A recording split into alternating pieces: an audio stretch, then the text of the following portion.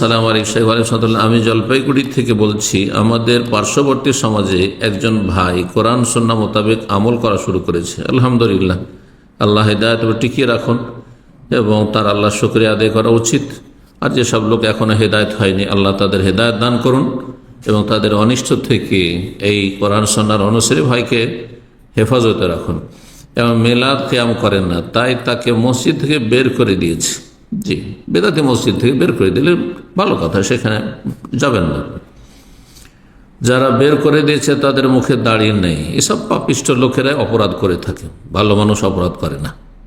জি, এবং নামাজও ঠিক মতো পড়েন না। নামাজ না পড়লে তো ইসলামই থাকে না। যারা নামাজ পড়ে না আর ধর্মীয় ক্ষেত্রে শিরক বিদআতে ধর্মকর্ম করাতে পারে না, সেই জন্য এইরকম আচরণ করে, তারা নিজেরাই ইসলাম থেকে বেরিয়ে গেছে। আল্লাহ হেদায়েত দান করুন।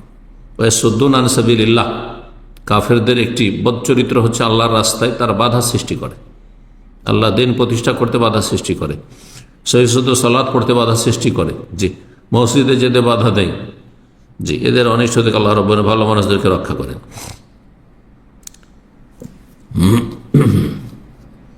বলছেন যে আল্লাহ সুবহানাহু ওয়া তাআলা এদেরকে কি কোনো শাস্তি দেবেন? অবশ্যই দেবেন, কিন্তু আল্লাহ আপনার আমার মর্জি মোতাবেক শাস্তি দেবেন, এখনই দিতে হবে এমনটা না, এটা ভুল কথা। আল্লাহ কেন শাস্তি দিচ্ছেন না? আমরা অনেক সময় বড় বড় জালেম, কাফের জালেম, অথবা মুসলিম সমাজের মুনাফিক জালেম অথবা বিদাতি জালেমরা জুলম অত্যাচার করে, আর দেখছি যে তারা বড়ই নির্দ্বিধায় ঘুরে বেড়াচ্ছে, আর তাদের কোনো রকমের বালা মুসিবত নেই জীবনে, বাহ্যিক কোনো রকমের তাদের উপর বিপদ আপদ আসে না, আল্লাহ রাব্বুল তাদের পকড়াও করছেন না। আমরা অনেক সময় ধোঁকা খাই না। আল্লাহ আমার আপনার কথা মোতাবেক ধরবেন না, আল্লাহর হেকমা মোতাবেক ধরবেন, যে কাকে কখন আল্লাহ পকড়াও করবেন, তবে আল্লাহ ধরবেন, দুনিয়ায় ধরবেন।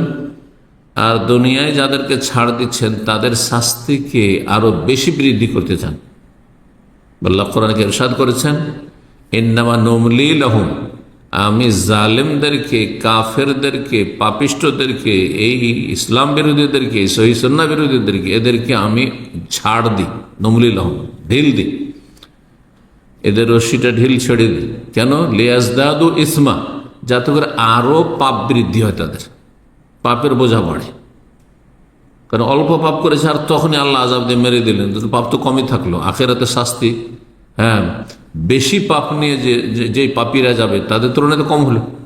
আল্লাহ চান যে আরো বেশি পাপ করুক, যাতে তাদের কঠিন শাস্তি দেওয়া আল্লাহ রাব্বুল আলামিনের জন্য ন্যায় সঙ্গত হয়। জি, আল্লাহ রাব্বুল আলামিন কোন মানুষের উপর জুলম করেন না।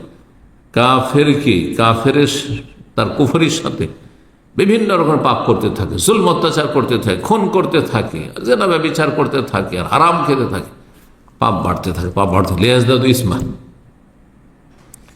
তাদের জন্য কঠিন শাস্তি আল্লাহ প্রস্তুত করে রেখেছেন। জি, আমাদের বিরুদ্ধে সব বেদাতি সমাজে একই পদক্ষেপ নিতে চলেছে, আমরা এখন কি করব? আপনাদের করণীয় হচ্ছে হেকমার সাথে দাওয়াত দেবেন।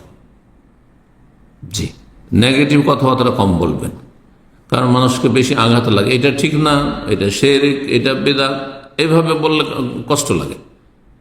এটা মানুষের বদ স্বভাব। তাদেরকে তাওহীদ সুন্নাহর দাওয়াত দেবেন, তাওহীদের গুরুত্ব, তাওহীদের ফজিলত, সুন্নাহর গুরুত্ব, সুন্নাহর মর্যাদা, রাসূলুল্লাহ সাল্লাল্লাহু আলাইহি ওয়াসাল্লামের ভালোবাসা, রাসূলুল্লাহ সাল্লাল্লাহু আলাইহি ওয়াসাল্লামের ইত্তেবা, রাসূলুল্লাহ সাল্লাল্লাহু আলাইহি ওয়াসাল্লামের ভালোবাসা এবং মহব্বতের প্রমাণ ইত্যাদি, এসব বিষয়গুলি তুলে ধরবেন। এবং রাসূলুল্লাহ সাল্লাল্লাহু আলাইহি ওয়াসাল্লামকে আমরা ভালোবাসি, সেই জন্য তার সুন্নাহর বহির্ভূত কোনো কাজ আমরা করি না। আল্লাহ রাব্বুল আলামিনকে সবচেয়ে বেশি ভালোবাসি, এই জন্য আল্লাহর জন্য তাওহীদ প্রতিষ্ঠা করি। আমাদের জীবনে কোনো রকমের শিরক বিদআতে আমরা জড়িত নই।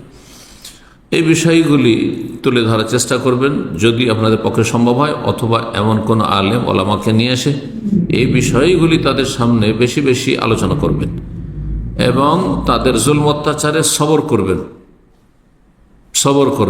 ধৈর্য ধারণ করতে হবে এবং আল্লাহকে ভয় করতে হবে, সীমা লঙ্ঘন করতে হবে না। রব্বুল আলামিন বলছেন জালিমদের অনিষ্ট থেকে রক্ষা পাওয়ার জন্য, ওয়াইন তাসবিরু ওয়া তাত্তাকু লা ইয়াদুররুকুম কাইদুহুম শাইআ, তোমরা যদি সবর করো, ধৈর্য ধারণ করো, এবং সংযত থাকো, বাড়াবাড়ি করবেন না। তারা বাড়াবাড়ি করছে, আপনি বাড়াবাড়ি করবেন। তারা তর্ক করছে, আপনি তর্কে জড়াতে। তারা মারামারি করতে আসছে, আপনি মারামারি করতে যাবেন। তারা ক্ষতি করছে, আপনি ক্ষতি করতে যাবেন না। এটা তাকওয়ার পরিপন্থী। সবর এবং তাকওয়া, ইন তাসবিরু ওয়া তাত্তাকু, সবর করো এবং তাকওয়া যদি অর্জন করো তাহলে লা ইয়াদুররুকুম কাইদুহুম শাইআ, তাদের ষড়যন্ত্র, তাদের অনিষ্ট তোমাদের কোনো ক্ষতি করতে পারবে না। তাহলে জালেমদের অনিষ্ট থেকে বাঁচার জন্য হাতিয়ার হচ্ছে ধৈর্য ধারণ করা আর সংযত জীবনযাপন, আল্লাহ ভীরু, আল্লাহর ভয়ে ভালো কাজ করা, আল্লাহর ভয়ে সীমা লঙ্ঘন থেকে বেঁচে থাকবেন। তারা সীমা লঙ্ঘন করছে, আপনারা সীমা লঙ্ঘন করবেন না।